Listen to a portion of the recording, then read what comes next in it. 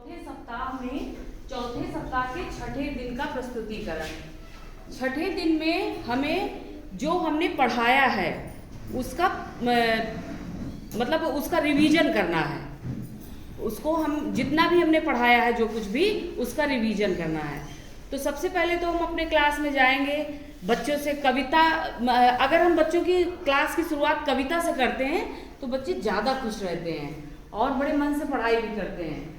तो उनको कविता कोई भी सुना दे सकते हैं। जैसे एक कविता है, चिड़िया के थे बच्चे चार, चिड़िया के थे बच्चे चार, घर से निकले पंख पसार, दूर दूर तक दौड़ कर आए, घर आकर के वो चिल्लाए, देख लिया हमने जग सारा, पर घर है अपना सबसे प्यारा। तो बच्चों को कविता जैसे पढ़ाई तो वो खुश हो गए थोड़ी देर के लिए। फिर हमने कहा कि आज हम आपको एक नई कहानी पढ़ाएंगे। कहानी का नाम क्या है? खुशी मेले गई। तो एक छोटी सी बच्ची है, वो अपनी मम्मी से जिद करती है। इस कहानी में क्या है पहले मैं ये बता रही हूँ, फिर कहानी पढ़ाऊंगी। वो बच्ची जिद करती है कि मम्मी माँ मुझको मेला देखने जाना है। उस बच्ची का नाम है खुशी। वो कहती है, माँ मुझे मेला देखने जाना है, मुझे मेला देखने जाना है, सारे हमारे दोस्त भी मेला देखने जा रहे हैं। अच्छा बच्चों बताइए, आपके घर के पास में कोई मेला लगता है? बच्चे कहेंगे हाँ लगता है। तो उसमें मतलब इन्वॉल्व हो जाएंगे। अगर हम कोई भी चीज बच्चों को पढ़ाते हैं और बच्चों से मिल जाते हैं, बच्चों से पूछ के करते हैं। जैसे कौवे की कहानी पढ़ाई तो अच्छा आपने कौवा देखा है, तो बच्चे जुड़ जाते हैं, खिंच आते हैं कि हमने देखा है ऐसा। तो उनसे कहते हैं मेला लगा है आपके घर के पास कहीं मेला लगा है?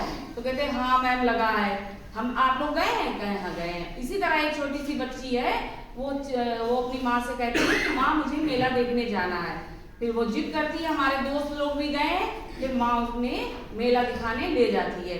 मेले में वो क्या देखती है? तरह तरह की खिलौनों की, मिट्टी के बर्तनों की दुकानें देखती है। वहाँ मेले में जाकर के देखती है बहुत तरह के पकवानों की, जैसे जलेबी बन रही है, रसगुल्ले बन रहे हैं, तो उसकी खुशबू आती है, चारों तरफ मेले में खुशबू आती है।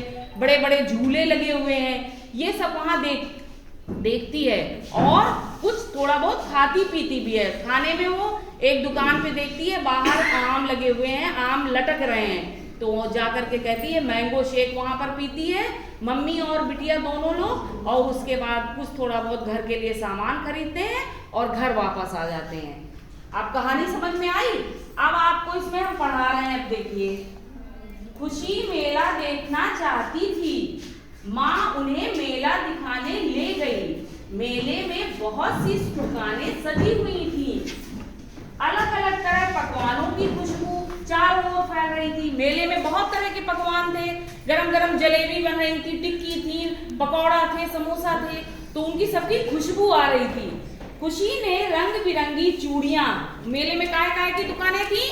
चूड़ियों की, उनमें रंग बिरंगी चूड़ियां मिल रही थी। किताबें थी, ढेर सारी किताबें लगी हुई थी, खेलने के सामान, मिट्टी के खिलौने और मोतियों की मालाएं भी लगी हुई थी।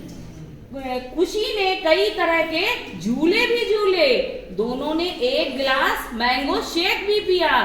फिर घर के लिए कुछ सामान खरीद कर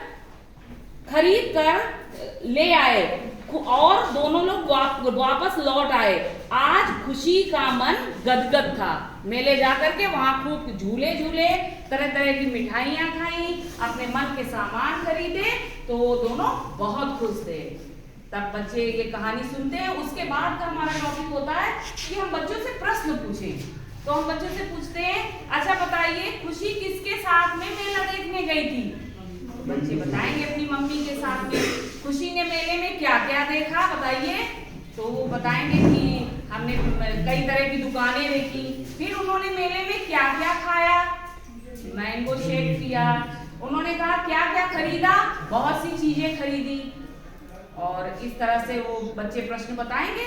और उसके बाद में जो हम इसमें, जैसे हम बच्चों को पढ़ना, जो दो ग्रुप में हमने बच्चों को बांटा है, एक एडवांस ग्रुप और एक बेसिक ग्रुप। तो बेसिक ग्रुप वाले बच्चों से हम कहेंगे, उनको भी लगेगा कि हमें होमवर्क मिला है। अगर वो छोटे आ की मात्रा जानते हैं तो हम कहेंगे इस कहानी में आप बताइए कहाँ कहाँ पर छोटे आ की मात्रा वाले अक्षर लिखे हुए हैं, उनके नीचे लाइन खींचिए। अगर बड़े आ की मात्रा जानते हैं तो हम कहेंगे बड़े आ की मात्रा वाले कौन कौन से अक्षर लिखे हैं, उनके नीचे अंडरलाइन करिए। उन्हें भी लगेगा हमने कहानी पढ़ी, हमने होमवर्क मिला है। और बड़े बड़े बच्चों से तो जो मतलब जानते हैं वो तो बताएंगे ही प्रश्न इस तरह से।